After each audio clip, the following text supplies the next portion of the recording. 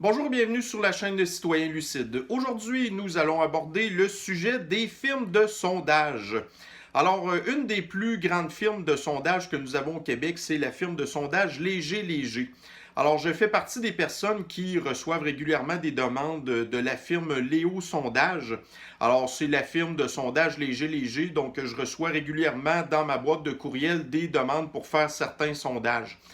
La raison pour laquelle au départ que je me suis abonné à ça, c'est que je le savais qu'il allait y avoir très régulièrement des sondages en rapport avec la pandémie.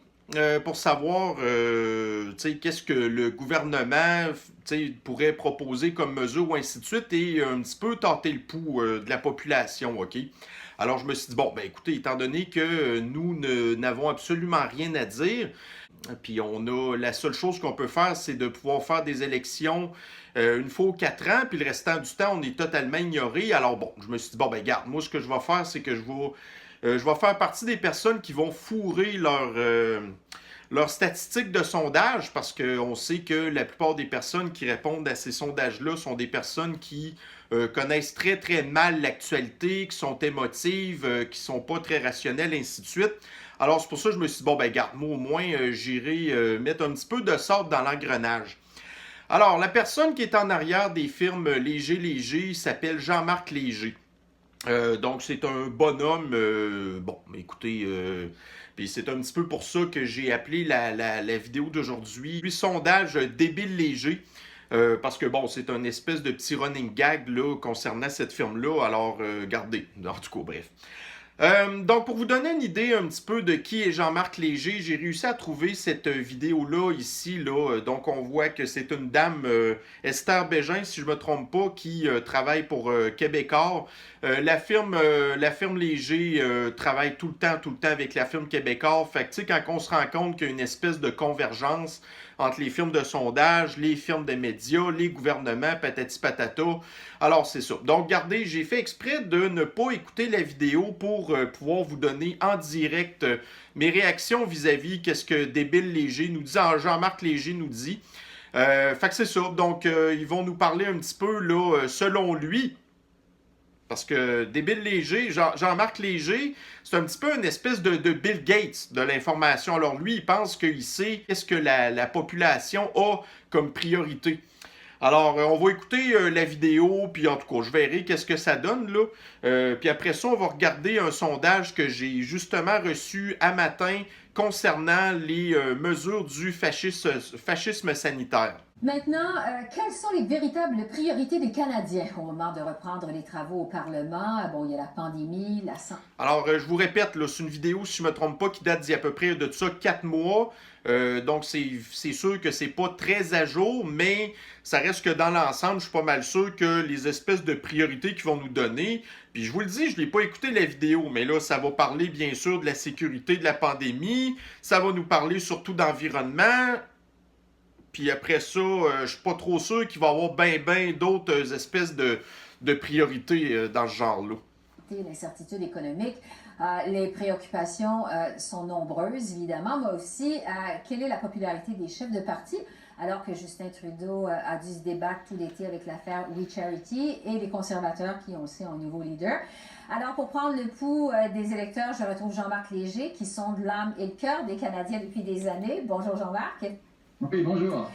D'abord, tous les observateurs semblent s'entendre sur le fait que le gouvernement Trudeau ne va pas tomber au terme de ce discours du trône. Est-ce que les Canadiens sont dans un état d'esprit, de toute façon, dans une disposition pour se retrouver en élection cet automne? Bon, c'est toujours un peu imprévisible, un gouvernement minoritaire. Au moment où on se parle, on a un Canadien sur deux, un Québécois sur deux aussi, qui souhaite aller en élection. C'est quand même un taux assez élevé. Naturellement, c'est partagé. Le trois quarts des libéraux souhaitent aller en élection, alors que le trois quarts des gens du Parti conservateur ne souhaitent pas aller en élection. Donc, on est vraiment en... C'est un petit peu normal. Les gens qui votent pour Trudeau, ils veulent que Trudeau rentre majoritaire. Donc, c'est bien certain que les personnes qui votent pour les libéraux, ben, ils veulent des élections tout de suite. Parce que, regardez, les conservateurs fédéraux, bon, écoutez, on n'entend pas trop parler. Puis Trudeau, ben c'est ça, il vogue sur une vague de gens. les électeurs libéraux, là, c'est ça. C'est pas des lumières, mais c'est à l'image de beaucoup de Canadiens qui font partie du fait que je suis très peu fier d'être Canadien, Québécois et tout ça, parce que notre population, ben c'est toutes des sans-génie, fait qu'ils veulent voter pour Trudeau. Puis les conservateurs, ben ils veulent pas aller en élection parce qu'ils sont pas encore tout à fait prêts non plus. Fait que, tu sais... Puis là, ben, de toute façon, regardez, si demain matin on tombait en élection, vous pensez qu'il se passerait quoi? Malgré le fait que l'académie est quasiment terminée, ils vont jouer sur la peur, puis ils vont vouloir instaurer encore là une espèce de sorte de mail and ballot, donc du vote électoral par la poste. On a vu qu'est-ce que ça a donné aux élections. Ça a été une fraude monumentale. Fait que, tu sais, ça nous tente pas que ça arrive ici non plus, hein. Entre les deux, les gens vont suivre la dynamique au cours des prochaines semaines et on verra vers où ça nous mènera. Il y a eu des élections, par exemple, au Nouveau-Brunswick, il y en a en Colombie-Britannique, en Saskatchewan. On voit qu'au niveau provincial, ça s'est mis à bouger et les gouvernements sortants ont un avantage certain dans une période d'instabilité comme aujourd'hui. Justement, est-ce que le gouvernement Trudeau pourrait être tenté d'imiter la Colombie-Britannique? Ben, en fait, le Nouveau-Brunswick et la Colombie-Britannique? Oui, on sait qu'il a été minoritaire. Il a même obtenu moins que le Parti conservateur d'1% aux dernières élections. Oui, il a perdu un peu de sa superbe, un peu de la remontée liée à la gestion de la pandémie et la distribution de l'argent dans l'économie canadienne, mais il est quand même en situation solide au moment où on se parle. Monsieur O'Toole a un certain élan, on va voir jusqu'où il va aller, mais la présence du Bloc québécois et d'Yves-François Blanchet, qui est le politicien le plus populaire au Québec, veut dire qu'au Québec, on a une vraie lutte à trois qui s'enligne. Il nous reste très peu de temps. Je veux revenir sur les priorités des Canadiens alors que s'ouvre cette nouvelle session parlementaire à Ottawa. On est à l'aube d'une deuxième vague de la pandémie. Il y a évidemment beaucoup d'incertitudes économiques, incertitudes quant à l'avenir. Jean-Marc, quelles sont les principales préoccupations des Canadiens au moment où on se parle? C'est sûr que la santé et la pandémie sont au-delà des préoccupations des gens parce qu'il y a un vieux dicton en politique qui dit on n'imprime rien sur une feuille qui tremble. Les Canadiens tremblent actuellement avec la pandémie. On ne sait pas jusqu'où ira la deuxième vague. Et la conséquence, c'est que cet enjeu-là est majeur. On a atteint jusqu'à 400 milliards de déficit. On ne pourra pas subvenir aux besoins des Canadiens en discuter longtemps. Donc l'emploi et l'économie est au deuxième. Et au troisième rang, c'est la gestion du déficit. Quand on regarde ces trois enjeux-là, les deux premiers sont à l'avantage des libéraux. Et si la campagne porte sur le déficit... Mais comment ça, sont à l'avantage des libéraux? Aïe, aïe. 400 milliards de dollars en déficit. Puis ça, c'était il y a 4 mois de ça. Ça veut dire qu'on a peut-être fini l'année 2020 au Canada avec 450 milliards de dollars de déficit. Puis lui, il vient dire que les libéraux ont bien fait. Mais comment tu voulais faire pire que ça? C'est à l'avantage des conservateurs. Donc, M. Trudeau a intérêt à lancer l'élection avant de présenter son prochain budget. C'est entre nous. Alors, ça va être à suivre. C'est une session, en tout cas, qui s'annonce mouvementée du côté d'Ottawa. On espère avoir la chance de vous parler souvent. Merci beaucoup, Jean-Marc Léger. Non, on veut pas vous parler souvent. Arc, c'est dégueulasse. Malheureusement, la vidéo n'a pas parlé tout à fait de ce que je pensais, là. Fait qu'ils ont perdu notre temps. J'ai perdu mon temps à écouter tout ça, puis ça n'a rien donné, là. Fait qu'ils ont parlé pas mal plus de la politique fédérale que d'autres choses. Tu sais, les conservateurs, regardez, c'est vraiment plate. Fait qu'honnêtement, c'est pour ça que j'ai coupé la vidéo. Alors, écoutez, là, ce que je voulais vraiment en venir aujourd'hui, c'est que, regardez, nous, quand j'ai reçu mon sondage à matin, souvent, là, quand j'ai fait des précédentes vidéos, je vous ai dit que il y avait des questions dirigées dans leur sondage, OK? Qu'à un moment donné, tu reçois une question, puis là, tu fais comme, ben écoute, tu aurais comme l'intention de répondre quelque chose, mais si tu commences à creuser un petit peu, ben tu te rends compte que ça serait pas une bonne idée. Alors, je vais vous donner une des questions que je vois régulièrement passer, OK, qui est vraiment une espèce d'attrape-nigo, là, un piège total, OK? Alors, voyez-vous ici, la question est la suivante, puis je vais vous demander de computer un petit peu là-dessus, là. Je pense que les mesures prises par le gouvernement du Québec sont adéquates pour assurer la sécurité des citoyens en lien avec la pandémie de la COVID-19. OK? Les choix de réponse sont les suivants.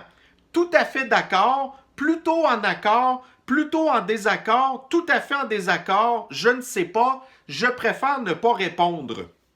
Bon. Alors, si vous répondez tout à fait en accord, ce que vous dites, c'est que vous êtes d'accord avec le fascisme sanitaire.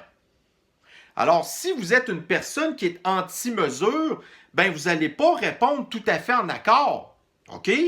Mais si vous avez comme réflexe de dire, regarde, je vais aller répondre tout à fait en désaccord, alors le piège, il est là. C'est que si vous répondez tout à fait en désaccord, ça peut vouloir dire que vous voulez encore plus de mesures. Comprenez-vous ça? Fait que quand vous avez cette question-là, le seul choix que vous pouvez répondre, c'est « je préfère ne pas répondre ». Alors imaginez-vous la quantité de personnes qui sont tombées dans le panneau puis qui n'ont pas répondu la bonne affaire. Puis à cause de ça, c'est peut-être, tu sais, fait que tu réponds tout à fait en accord. Fait que ça continue tout à fait en désaccord. Ça veut, tu veux peut-être plus de mesures. Voyez-vous, vous êtes fait. Fait que quand tu veux maintenir artificiellement une situation, ben c'est comme ça. Fait que tu es une firme de sondage débile léger et tout ce que tu fais, c'est que tu poses des questions puis que les gens ne la comprennent pas comme il faut. Alors, je vais vous donner un autre exemple de question. D'après vous, le pire de la crise est derrière nous. Nous vivons présentement le pire de la crise. Le pire de la crise est à venir. Alors moi, c'est le seul choix que j'ai trouvé à dire, c'est que le pire de la crise est à venir. Mais encore là, c'est un piège.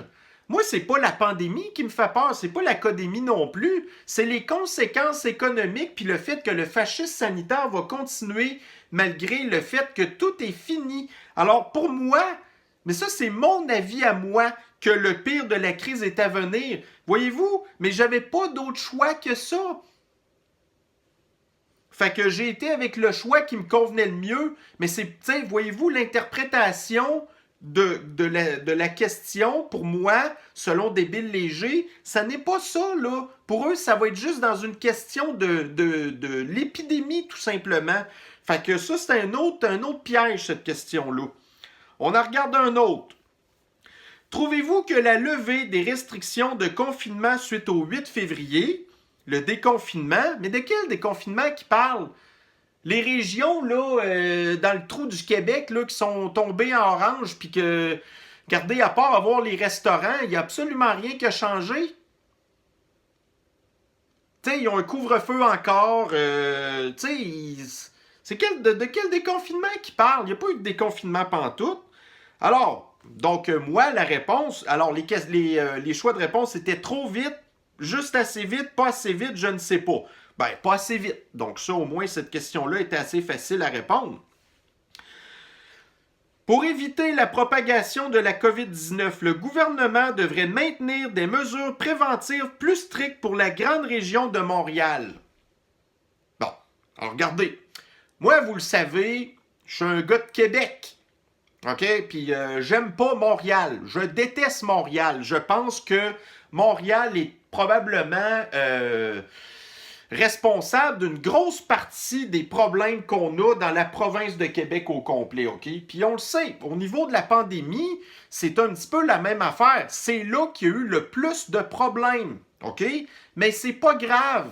À un moment donné, il faut faire preuve de bonne foi, OK? Alors, j'ai quand même répondu tout à fait en désaccord. Parce qu'avec les chiffres qu'on a présentement, là, il n'y a absolument rien qui justifie de rester en zone rouge, de rester encore enfermé chez nous.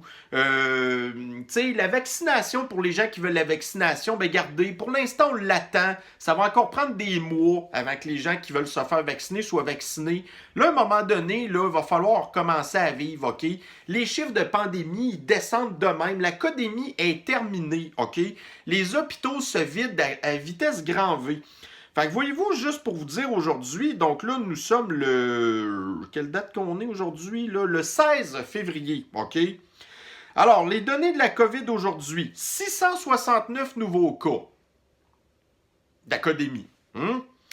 Ensuite de ça, 20 nouveaux décès. Ça, là, ça baisse en vierge, les décès, là. 771 hospitalisations, soit une diminution de 33. C'est énorme.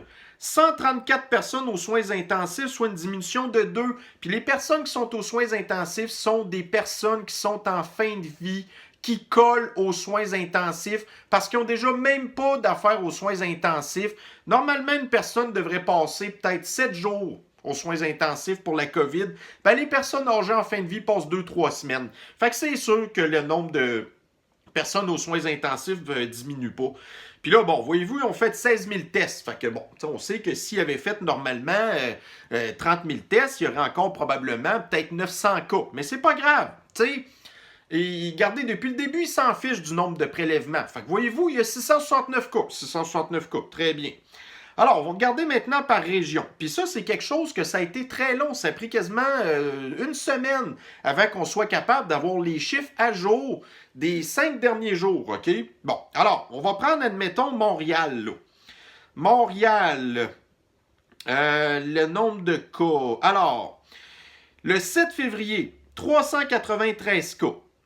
8 février, 381 cas. 9 février, 499 cas. 10 février, 503 cas. 11 février, 432 cas. 12 février, 477 cas. Le 13 février, 397 cas. Alors, voyez-vous, là, aujourd'hui, on a 669 cas. Montréal, 397 cas là-dessus.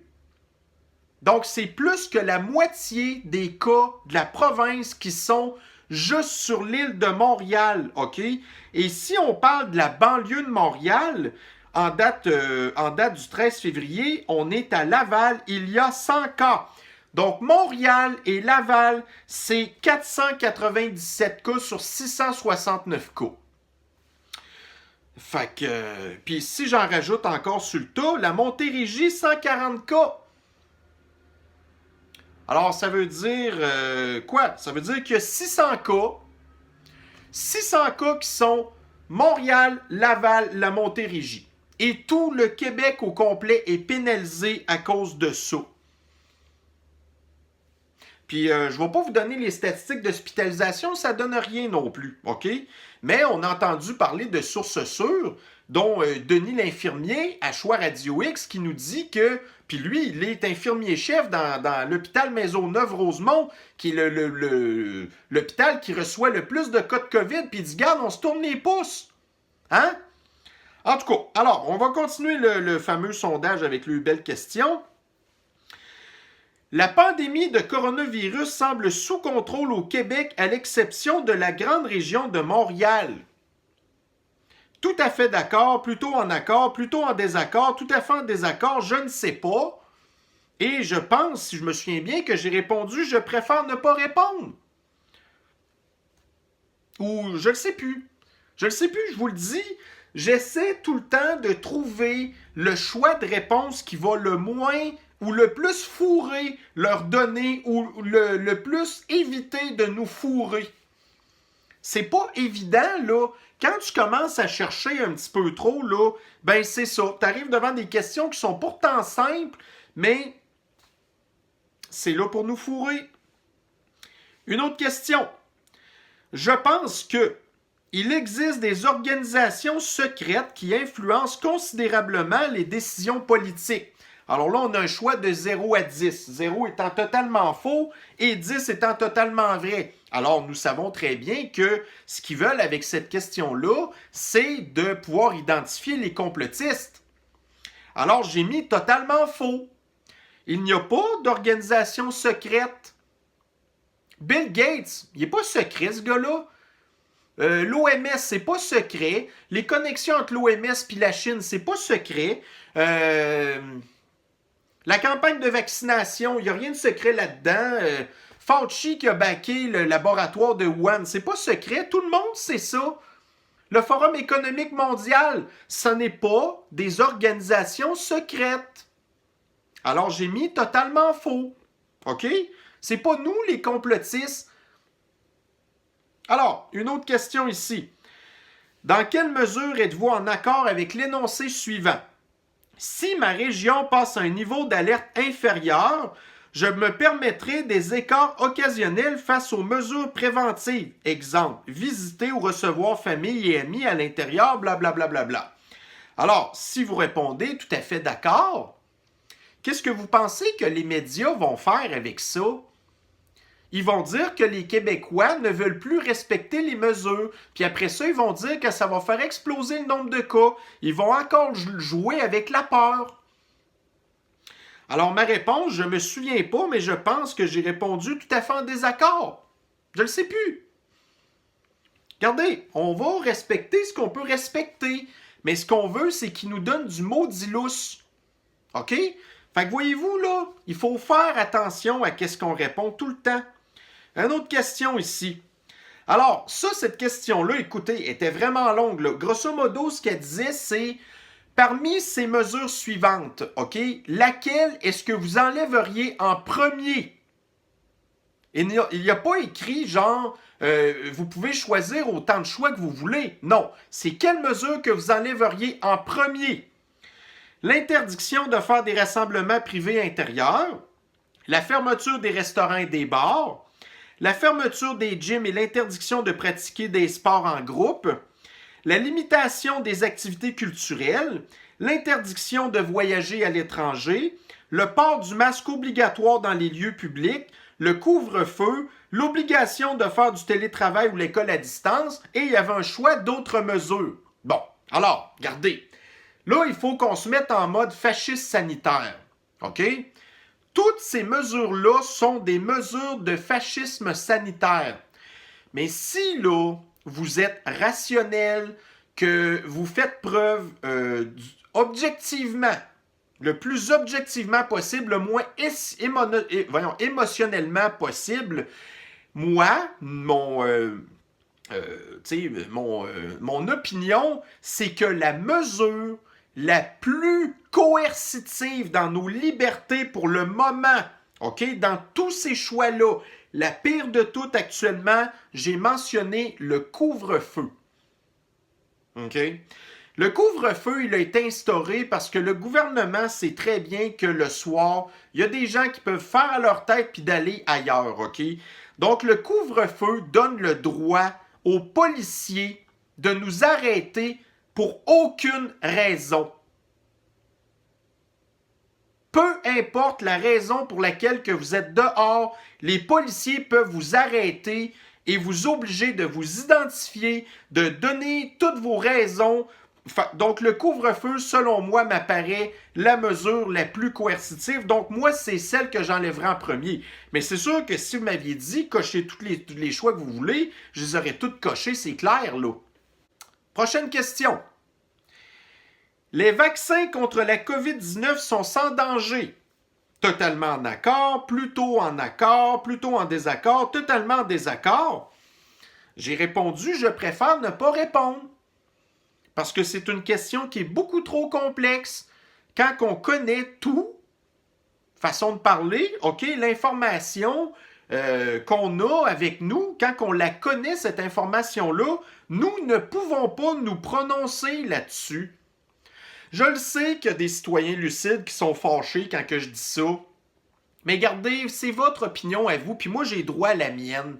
Alors moi, si on m'avait à me demander vraiment mon opinion, j'aurais préféré avoir une case vide et qu'on me dise que j'ai une limite de 5000 mots pour donner mon opinion sur le sujet. Et j'aurais rempli ça de patentes avec des données et toutes sortes de trucs.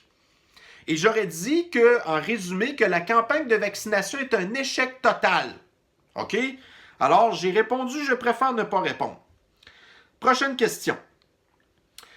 Quand je pense à la vaccination contre la COVID-19, je tiens compte des avantages et des risques afin de prendre la meilleure décision possible. Mais ça veut dire quoi, ça? Que si je me fais vacciner, je viens de sauver du monde? Mais le vaccin, il t'empêche pas de tomber malade, puis il t'empêche pas de le transmettre à d'autres personnes. Il sert à quoi, le vaccin? Je suis pas une personne à risque. Fait que, tu sais, puis si je le prends pas, ben là, tu passes pour un meurtrier. Tu sais, ça a l'air que c'est moi qui ai laissé mourir des personnes dans les CHSLD, que c'est pas François Legault. Fait que moi, je sais pas quoi répondre à cette question-là. Donc, si je me souviens bien, je pense que j'ai répondu, je préfère ne pas répondre. Encore là. Fait qu'on va fourrer vos données. Bon. 2 vaccins contre la COVID-19 ont été approuvés par Santé Canada et sont utilisés actuellement pour la vaccination au Québec. Et là, la grosseur de la police change. Les vaccins contre la COVID-19 approuvés par Santé Canada sont sécuritaires. Mais comment ils font pour savoir ça? Il n'y a aucune étude scientifique qui prouve à long terme c'est quoi les effets des vaccins ARN sur la santé. Il n'y a aucune étude qui a prouvé que les vaccins avaient été efficaces à faire baisser les cas de l'académie. Les cas étaient déjà en train de baisser avant que la vaccination entre en jeu. Fait que ça n'a rien donné. Il n'y a rien de scientifique. D'autres vaccins pourraient être approuvés dans les prochaines semaines, puis avec le même processus d'urgence. Voyez-vous, regardez juste pour la colchicine, on a eu une étude de ça à Montréal qui a duré des mois et qui a prouvé qu'il pouvait y avoir des effets bénéfiques, OK? Il n'y a eu aucune étude qui a duré des mois sur les vaccins. Toutes les agences de santé se sont pitchées là-dessus puis ils ont tout approuvé sans avoir aucune preuve de quoi que ce soit. Alors, les prochains vaccins vont être approuvés avec la même base. Donc ça, c'est une fake news. Seriez-vous intéressé à participer à un groupe de discussion en ligne sur des éléments soulevés dans le présent sondage? Les réponses que vous venez de donner demeureront confidentielles et anonymes. Alors, j'ai répondu oui. Et oui, je suis prêt à ce qu'on me contacte pour un focus group. Mais ils ne vont pas me contacter parce que mes réponses sont visibles. Ils les connaissent. C'est pas moi qui veulent entendre parler. C'est les covido-anxieux, les Nicole puis les Ginette qui ont peur de tout. Alors, j'ai donné oui, mais ils vont pas m'appeler. Alors, voyez-vous, c'est là-dessus que le gouvernement complètement déconnecté se base pour prendre ces décisions-là. C'est sur des firmes de sondage comme Débile Léger, OK? Alors là, aujourd'hui, j'ai vu un matin passer, parce qu'il y a encore du coulage dans les médias, c'est quoi qu'il va y avoir comme conférence de presse de Fasciste Legault en rapport avec le fascisme sanitaire? Ben, il va se passer rien du tout. Alors, toutes les zones rouges présentement vont rester dans le rouge jusqu'au 15 mars minimum. OK? Ils vont réouvrir certaines affaires comme, admettons, les cinémas, mais tout le restant va rester fermé. Les gyms, les sports. Non, c'est pas vrai. En tout cas, regardez, ils rouvrent une coupe d'affaires. Là, les sports intérieurs comme les piscines, les patinoires intérieures, mais vous n'avez pas le droit de jouer au hockey, là. Alors, ça nous donne absolument rien. Alors, c'est ça, le gouvernement se base sur Débile Léger pour prendre des décisions. Et on parlait d'organisation secrète tantôt. On le sait très bien que la firme qui est en arrière de la plupart des décisions du Québec en rapport avec la gestion du gouvernement, c'est la firme McKinsey. Mais c'est pas une affaire secrète, ça. On le connaît. Mais c'est des estis de tout croche corrompus qui font partie de l'ordre mondial, le nouvel ordre mondial. Mais encore là, c'est pas une affaire secrète, ça. On en connaît l'existence. Fait que c'est ces gens-là qui décident pour nous. En tout cas, on n'en est pas sorti, je vous le dis. Moi, écoutez, mon profond sentiment, c'est que, regardez, on devrait commencer à avoir la paix à partir du mois d'avril. Mais la nouvelle normalité, oubliez ça, on n'aura plus jamais de normalité comme c'était avant. Vaccination ou pas, là, présentement, on est en train de nous casser les oreilles avec des variants qui n'ont absolument aucune incidence sur le nombre de cas. On est en train de parler que la vaccination est en train d'être inefficace. On est en train de parler qu'ils veulent peut-être changer les vaccins pour essayer de tenir compte des variants. On est en train... Regardez, ils sont toujours en train d'adapter leur discours pour continuer leur fascisme sanitaire. Il n'y aurait pas besoin des firmes comme Débile Léger, le gouvernement. François Legault, il est sur Twitter. Il tweet tout le temps. À peu près 5 tweets par jour. Et si vous voyez les commentaires qui étaient en bas de ses commentaires, c'est l'enfer. OK? Puis il y a des gens qui font attention à comment ils parlent. Mais moi, si j'étais François Legault, là, ben, en tout cas, je serais un petit peu inquiet des fois. Puis, c'est ça. Donc, tu sais, voyez-vous, il y a des outils qui lui permettent d'être connecté directement avec la population, mais il s'en fiche complètement. Il préfère faire confiance à des bozos comme ça. Alors, mes chers citoyens lucides, gardez, on lâche pas, là. On est quand même rendu à la mi-février, là. De toute façon, écoutez, on peut pas vraiment faire grand-chose encore, là.